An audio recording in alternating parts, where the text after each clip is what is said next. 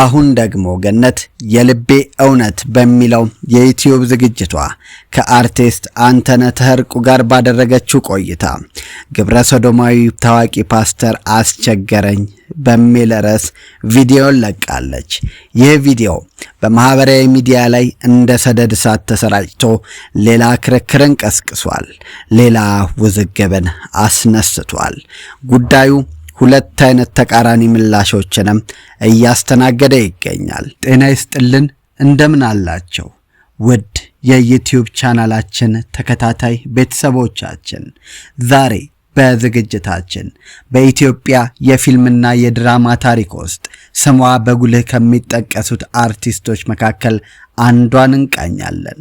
ከውሳኔ ፊልም እስከ ሰው ለሰው ተከታታይ የቴሌቪዥን ድራማ፣ ከቤተሰባዊ የዩቲዩብ ቪዲዮዎች እስከ ወቅታዊ አነጋጋሪ ውዝግቦች አርቲስት ገነት ንጋቱ ለምን በየጊዜው በአጀንዳነት ትነሳለች? በቅርቡ የተፈጠሩት ሁነቶችስ ምን አንድምታ አላቸው? የጥበብ ስኬቷን ከ14 ዓመት በኋላ የታደሰው ትዳሯንና አሁን ያለችበትን አወዛጋቢ ሁኔታ በዝርዝር እንመለከታለን። እስከ ፍጻሜያችን አብራችሁን ቆዩ።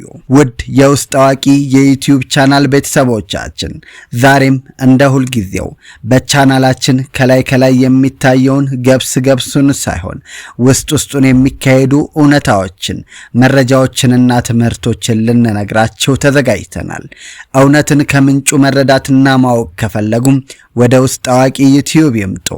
ትክክለኛ ቦታን መርጠዋል። ትክክለኛ ስፍራ ላይ ነዎት። እኛ ጋር መረጃ ብቻ ሳይሆን እውነት አለ። ሰብስክራይብ ያድርጉ። ገነት ንጋቱ በኢትዮጵያ የፊልም ኢንዱስትሪ ውስጥ ትልቅ አሻራ ካሳረፉ ተዋናዮች መካከል አንዷ ናት። በተለይም ውሳኔ በተሰኘው ፊልም ላይ የተጫወተችው ገጸ ባህሪ በብዙዎች ዘንድ እንድትታወቅና እንድትወደድ አድርጓታል። ከዚያም በኋላ የዝናዋ ማማ ላይ የወጣችበትና በኢትዮጵያ ቴሌቪዥን ሲተላለፍ የነበረው በሚሊዮኖች ዘንድ ተወዳጅ የነበረው ሰው ለሰው ተከታታይ የቴሌቪዥን ድራማ ላይ በነበራት ድንቅ ብቃት ተወዳጅነትን አፍርታለች። በዚያ ድራማ ላይ የነበራት ሚና በኢትዮጵያውያን የድራማ አፍቃሪያን ልብ ውስጥ እንድትሰርጽም አድርጓታል። የገነት ንጋቱ የግል ህይወት ልክ እንደምትሰራቸው ፊልሞች ሁሉ በውጣ ውረድ የተሞላ ነበረ። ከግል ትዳሯ እስከ ማህበራዊ ሚዲያ አጠቃቀሟ ከዛሬ 1 ዓመት ገደማ በፊት በመላው የጥበብ አፍቃሪያን ዘንድ ትልቅ አግራሞትን የፈጠረ ዜና ተሰምቶ ነበር። ለ14 ዓመታት ተለያይተው የቆዩት አርቲስት ገነት ንጋቱና የአዲስ አበባ ዩኒቨርሲቲ መምህርና እንደዚሁም ደግሞ የመድረክ ድራማዎች አዘጋጅ ሆነው የቀድሞ ባለቤቷ ሙሉጌታ ጀዋሬ ጋር ዳግም ተሞሽረው ትዳራቸውን አድሰዋል። ይህም በልጆቻቸው በወዳጅ ዘመዶቻቸውና በቅርብ ጓደኞቻቸው ፊት ዳግም ሲሞሸሩ ሁለቱም በእንባ ደስታ ታጥበው ነበር። ሁሉንም ነገር ለፈጣሪ ሰጥተን ትዳራችንን በአዲስ መንፈስ ከአንድ ብለን ጀምረናል ሲሉም ለወዳጆቻቸው በደመቀ ሰርግ አሳውቀዋል። ይህ እርምጃቸው በብዙዎች ዘንድ ለትዳር ጥንካሬና ለይቅርባይነት እንደ አርአያ ተወስዶ ከፍተኛ አድናቆትን አትርፎላቸዋል።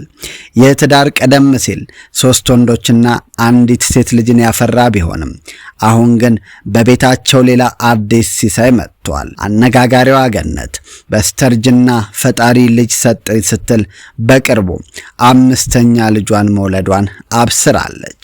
ገነት የልጇን ክርስትና ስታስነሳ በደስታ ተውጣ በማህበራዊ ሚዲያ ገጾች ላይ ፎቶና ቪዲዮዎችን በማጋራት እወቁልኝ ብላለች።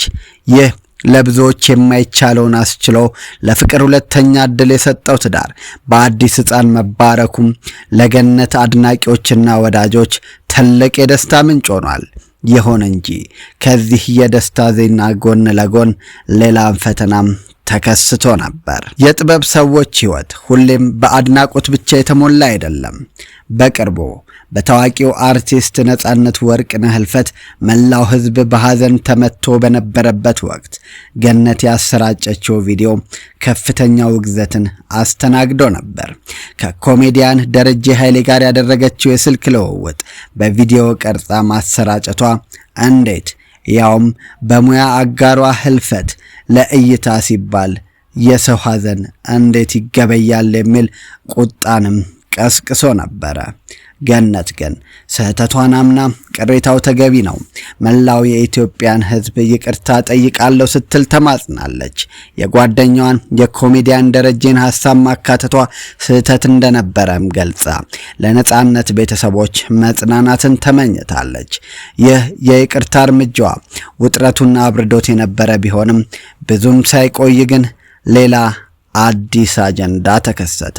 አሁን ደግሞ ገነት የልቤ እውነት በሚለው የዩቲዩብ ዝግጅቷ ከአርቲስት አንተነህ ተህርቁ ጋር ባደረገችው ቆይታ ግብረ ሰዶማዊ ታዋቂ ፓስተር አስቸገረኝ በሚል ርዕስ ቪዲዮን ለቃለች። ይህ ቪዲዮ በማህበራዊ ሚዲያ ላይ እንደ ሰደድ እሳት ተሰራጭቶ ሌላ ክርክርን ቀስቅሷል፣ ሌላ ውዝግብን አስነስቷል። ጉዳዩ ሁለት አይነት ተቃራኒ ምላሾችንም እያስተናገደ ይገኛል።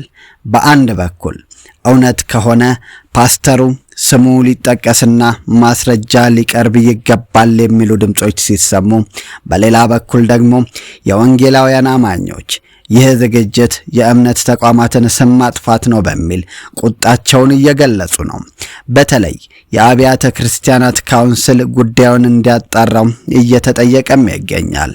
እዚህ ላይ ነው ትልቁ ጥያቄ የሚነሳው። የጥበብ ሰው ማህበራዊ ኃላፊነቱ ምንድን ነው?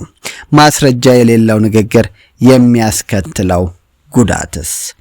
አርቲስት ገነት ንጋቱ በችሎቷ የምትወደድ የግል ሕይወቷን በአደባባይ በማውጣት የምታነጋግር አርቲስት ሆና ቀጥላለች። ከይቅርታው በኋላ የተከሰተው አዲሱ ውዝግብ ወዴት ያመራ ይሆን የሚለውን ጥያቄ ጊዜ የሚመልሰው ይሆናል። ውድ ተመልካቾቻችን እናንተስ በዚህ ጉዳይ ላይ ምን ትላላችሁ?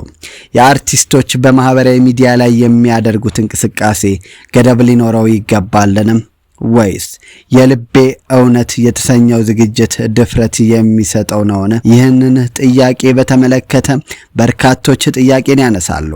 በተለይም በህዝብ ዘንድ ታዋቂና ተወዳጅ የሆኑ ብዙ ተከታዮች ያላቸው አርቲስቶች ስለ ሃይማኖት፣ ስለ ወቅታዊ ጉዳይ፣ ስለ ፖለቲካ እንደዚሁም ደግሞ ስለ ሌሎች ግለሰቦች የሚያነሱት ሐሳቦች ኃላፊነት የጎደላቸው ሊሆን አይገባም የሚሉ ሐሳቦች ይንሸራሸራሉ። የእናንተ አስተያየት ምንድን ነው? አስተያየታችሁን በኮሜንት መስጫው ላይ ያስፍሩልን። ይህንን ቪዲዮ ላይክ እና ሼር ማድረጋችሁን አይርሱም። ለቻናላችን አዲስ የሆናችሁ ደግሞ ሰብስክራይብ በማድረግ ቤተሰብ ይሁኑ። እስከሚቀጥለው ፕሮግራም ቸር ሰንብቱልን።